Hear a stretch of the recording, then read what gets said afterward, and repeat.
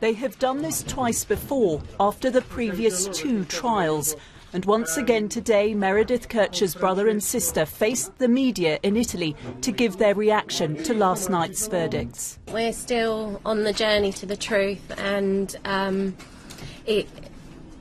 it may be the fact that we don't ever really know what happened that night, which is obviously something that we'll have to come to terms with. And as you asked before about the repetition and the length of the case, that's also quite hard to deal with. Meredith's brother Lyle has now called on the American authorities to extradite Amanda Knox, who's been in the United States since her acquittal 2 years ago. If an extradition law exists between those 2 countries, then I don't see why they wouldn't.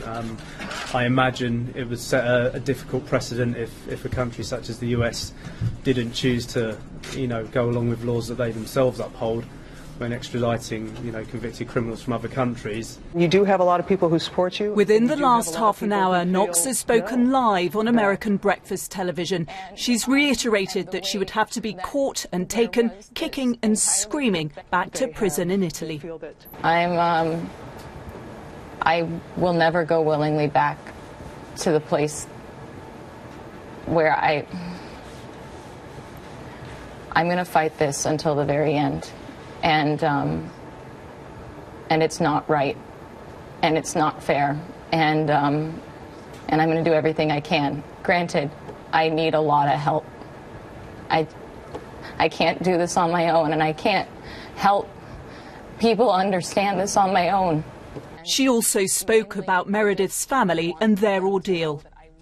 Just the very fact that they don't know what happened is horrible.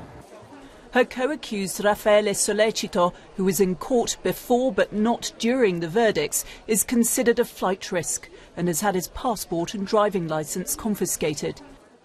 The verdicts uphold the original convictions from the first trial.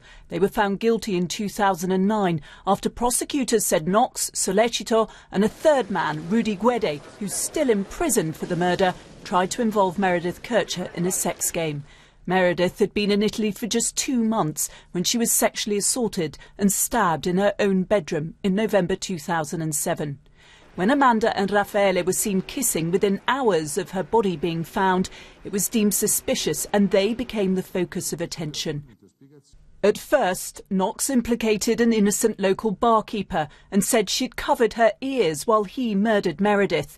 But she changed her story and said she was with her then-boyfriend Sollecito. The prosecution in the first trial said her DNA was on the knife they believed to be the murder weapon and that Sollecito's DNA was on Meredith's bra clasp, though that DNA evidence was highly contested.